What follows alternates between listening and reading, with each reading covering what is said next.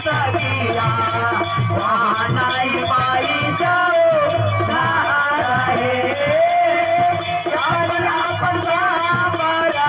बात चालू सकिया वहाँ नहीं पाई जाओ।